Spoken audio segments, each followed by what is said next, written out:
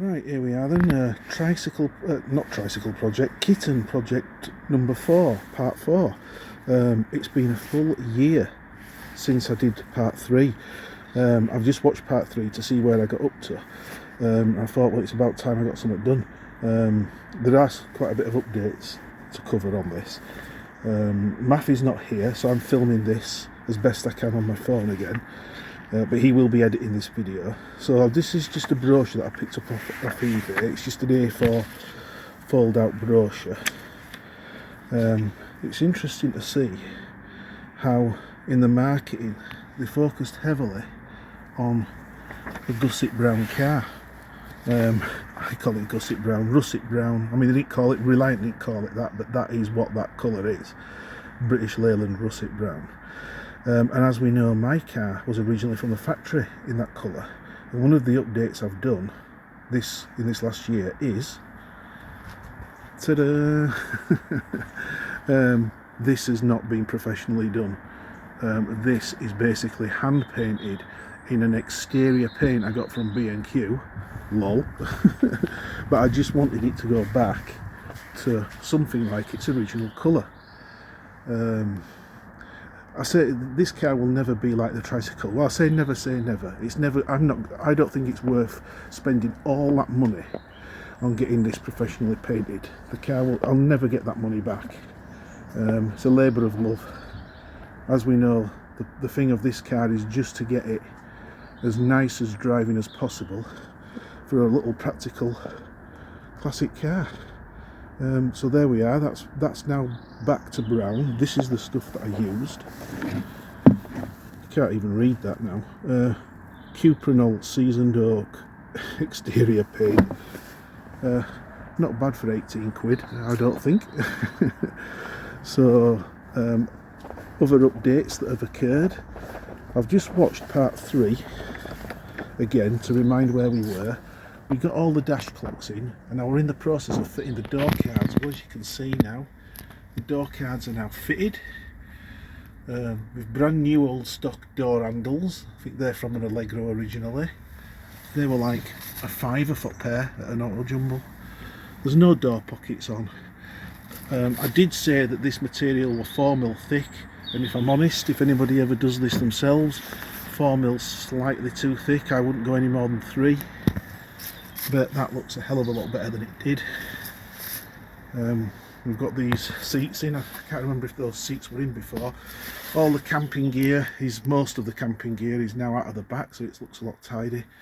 The headlining, I've ripped the headlining out because there was no repairing that. I will be recovering that with something, but I haven't decided yet what's happening with that. So that's where we are at the moment. Oh yeah, another thing.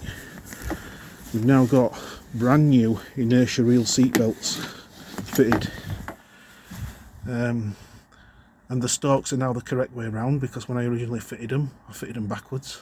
Schoolboy error. So yeah, we're slowly getting there. But the major update, the front suspension has been completely stripped on this side. Basically what is happening is I'm redoing the front suspension. It was always on the cards to be done. The only new parts that are fitted here at the moment, these drop links are brand new, or they were brand new when I fitted them last year. We've got brand new track rod ends on here, and the car had its tracking done. The boot, I've removed the boot from the steering rack, and that will be renewed. I've got new ones of those. And yeah, it just wanted all doing. There were so many rusty nuts and bolts. I mean, everything were working fine, it were running fine, but these flexi, for example, this flexi, there's nothing wrong with the flexi, it's not leaking or cracked, but look at the state. Look at the state of these joints, and for what it costs to replace them, they're going to get replaced. So I'll just cut this now, and we'll go to the parts that I've got that's going to be fitted. Right, back outside, a few days have passed since I've filmed that first bit, and I've made a little bit more progress. I don't know if can focus properly on this. I've got the flexi pipe out now. As you can see, access here, trying to get your hand in here and trying to reach a spanner around the back of this bracket. You had to be a contortionist. I don't know if that's getting a bit clearer. So what I've had to do is I've had to take an angle grinder to cut the bracket and get that pipe out of there. Now luckily you can just see the top of the union in there. That came out okay. So what I've actually done now is I've made this. You can see the holes I've drilled there. So I've made a repair pipe here, and that repair pipe just screws in, and I've had to do the same on both sides. So in the future, when this, if ever this needs any more maintenance, all you have to do is undo those screws. This will move to one side, and then you can at least get access to these nuts, the locking nuts. On the other side, on the passenger side, I managed to get the union off, so I didn't have to replace the brake pipe going across the front of the car, but that locking nut there was absolutely seized solid, so I had to do the same on the passenger side as well. And you can see where the angle grinder has just nicked in here, because it's such a crap design. Really poor is that. And I've just nicked bit edges of the fiberglass, but it had to be done. There was no other way of getting that out of there. And this is the passenger side now stripped down. You can see I've had to do a similar thing there. There's another repair bracket made to go on there. The union is fine, so I don't have to replace that pipe. This has been the big issue, stripping this down. This is what remains of the lower wishbone. There's a bolt that goes through there, a normal bolt, and then under here, where my finger is there, there's like a little cavity. And the only way is up through there, and inside there is a captive nut on a plate. In the Kitten manual it's just called retaining plate, and it seizes solid. It seizes so solid that as you turn the bolt, the plate bends away from the wishbone and the whole assembly starts to turn around in there. So the only way to get it out is to cut through this. I ain't quite finished it yet. I'm having difficulty getting through here. And then when you've cut this out, the bolt will come out fine, but then you've still got the remnants of that bolt attached to the plate that's hidden up here. So then you have to try and push that as far this way as possible, and then cut flush to the chassis, and then hopefully that should just drop out of there. That's kind of what happened on the driver's side, but on the driver's side the nut actually came away from the plate. This is still attached. It's just a rubbish idea, a really poor design. Why they couldn't just use a normal nylock nut, I just don't know. I think a normal nylock nut will fit up there. It feels wide enough. CHG Classics have said that they're trying to get these retaining plates remade. I wouldn't bother. I just wouldn't bother, because if they're going to seize solid like that, it's just a waste of time. Anyway, I'll crack on now, and we'll go to the parts that are inside the house, see what's getting fitted. Right, here we are. We're going to have a quick look. I don't want this to take too long, on the parts that have come off the car and the stuff that's going to go on the car. So here's the front strut. You can see I'm actually using both hands here. I'm in the danger of this looking slightly professional. Right. So this is the old strut.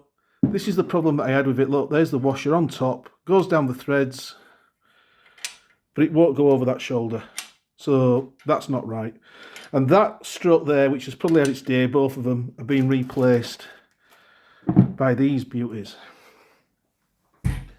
So as you can see, these are made by Gaz. They're made exclusively for the Kitten register. Adjustable damping rate, adjustable ride height, but I'm just going completely standard. If you contact Gaz directly for these, they will put you in touch with the Kitten register, apparently. Whether you can get them without going through the register, I don't know, but you do get a substantial discount, which is worth joining, and that's one of the reasons why I joined, because I had an idea that this would end up getting done. So there's the coilovers. We'll move on to the wishbones. This is the upper wishbone that came off the car. As you can see, I've cleaned it up. All I've done is I rubbed it down with a wire brush as best I could, and I Q-rusted it, primed it and painted it with a top coat automotive paint just to give it some rust protection. It's not meant to look fantastic. I have got brand new poly bushes to go in all these joints for all these wishbones, and the ball joint that goes in there, that took a right beating to get that out. I had to place this over the open jaws of a vise, put a large socket over the original ball joint, which is here, a socket over that, and knock that out. There is a circlip. There's a circlip that sits in this little groove. There's a groove there. You see that groove where my finger is just above those splines. When this seats inside here, the circlip holds that. But these are going to be replaced by these. So this is actually the lower ball joint for a Vauxhall Viva. And we're talking all the way through the range, the early range of HA, HB, HC. They were fitted to some of the bigger Vauxhalls at the time, and also fitted to that little Bedford van that British Telecom loved to use in the early 80s. So remember, these are bottom ball joints on the Viva, but we're employing them as top ball joints in here. The only other real difference is, if you line them up like this, the groove for the circlip, I don't know if you can see that there, if you line up, is higher up than the groove on the original Kitten. You can't get these original Kitten ones anymore. So the Kitten Register have come up with this. These spacers, when that's in place, the spacer comes down, and then that sits just underneath the groove where the circlip will go. Another difference is these were, you could maintain them, they had a grease nipple in there and you could grease these. These don't, these are fit and forget. I have read some discussion that you can drill into this and fit a grease nipple, but I'm not going to do that because I don't know what's inside there. I've no idea. They were designed this way for the Viva, and I'm pretty sure they're going to be good enough to use on a much lighter weight car on the Kitten. So that's the upper wishbone and the joints for that. And then we move on to the lower. This is the remains of the lower wishbone. As you can see, I've had to destroy it to get out seized fittings here and the seized fitting there. So that is just scrap. It's going to be replaced by these new ones. These are made by the Kitten Register. These are not Reliant parts, original Reliant parts. They're really well made, really sturdy, well made, good metal. When you get these, they come as bare metal with a brand new rubber bush fitted in there. So it's down to you to clean them, paint them, which is what I've done. I'm in the process. I'm halfway through painting this, as you can see. Again, I just cleaned it with acetone, primed it, top coat. That's all it wants. I'm not going mad. You could powder coat these parts, but if you powder coated this, you'd have to take that bush out first because there's no way it would survive that process. So that's the lower wishbone. And on the lower wishbone, obviously we have fitted the lower ball joint. This is the original one that came off the car. It don't feel bad actually. Don't feel too bad. But that boot wants renewing. I have been told on good authority through various members of the club that these are really if you keep them greased, these are really durable and they just last for ages. But the Reliant Kitten Register does have a supply of these now. These are original Reliant ones. They did come with a bit of surface rust, but that's lovely and tight. I will be greasing that before it's fitted. Again, I've just given it a clean over and a lick of paint just for a bit of rust protection. But we've got new ones of them. I just wanted to fit everything new that I could. Belt and braces kind of thing. This is just that support joint. There's a support joint that goes to the front of the chassis, and then this attaches within here. It goes in there. So that's just been cleaned up, that's been renewed. I don't know if you can get these, probably can get these, but I've decided to clean that up and just paint it as best I can. Again, new bushes will be going in here. This is the stub axle. Again, just cleaned up, give it a lick of paint. When the hub goes on, the hub has got brand new bearings fitted to it, so I'll just readjust that, grease it all up again. So So that's the hub, and that's the steering arm. And of course, these attach to the back plates of the brakes. This is the original back plate off one side. As you can see, it's seen much better days. I stripped all this one down. This is not anywhere near as bad as what the rear back plates were. They were absolutely shocking. And these are not great. So for what it costs, I contacted one of the mini specialists, Mini Sport I think I contacted, and so they're getting replaced with these. So brand new back plates, everything's new. I've given these adjusters a little bit of a lubrication, but they're nice and firm, but they turn, obviously they're brand new, so there's no problem with them. New wheel cylinders, new fittings. These have all been copper slipped because I had a nightmare getting the others out. And obviously I've also got these are just a various few of the new brake pipes that will be fitted. I'm not fitting the Bundy pipe or whatever you call that on here just yet. I'm going to fit that when it's on the car so that I know exactly where I'm routing it. It's interesting to note that these classic mini places, they'll supply you with, this is marked, you can see there it's marked left hand. The handed, left hand and right hand, as are the cylinders. It's, that left hand is viewed from the back of the car or from sat behind the steering wheel, not from the front. So left hand is basically passenger side. So you can get these all built up with brand new shoes, springs, the lot, all built up. But the problem I found is that when I come to take mine off, when you take the hub off, you still can't get to these bolts that bolt this back plate to the stub axle. You can't reach them. So even if you buy these new, if I were to buy this new all built up, I'd have to take it apart to get to these. So I didn't see any point. So I ordered all the bits separately. And by doing that, I saved about 20-25 quid over than having them all built up. Right, one other important thing about these back plates that needs to be mentioned if anybody does follow this for a Reliant Kitten. Although this back plate and these cylinders and all the brake parts on here are classic mini, you can get all these, as I've said, ready built up if you wanted to. One thing you can't use is the brake drum. You can't use a classic mini brake drum on the Reliant Kitten. This is the Reliant Kitten brake drum. All I've done is I've Q-rusted it. It's going to get a lick of paint just for a bit of rust protection. Basically, this hole in the middle that fits perfectly on the flange of the stub axle is bigger than a classic mini. You can't put a classic mini drum straight over there. You can't do it. There is talk that you can get hold of a classic mini drum and have it machined so that it's this size, but to be honest with you, that's not a job that I'm prepared to be getting into, because that's going to have to go to a proper engineers to do that. And luckily my drums are all right. These, I can feel a very slight lip there, and it is extremely slight. So these, I'll give these a little bit more of a clean up in here, but other than that, these are getting pressed back into service. So that's an important point that does need mentioning about that, if anybody's following it. Okay, so what else have we got?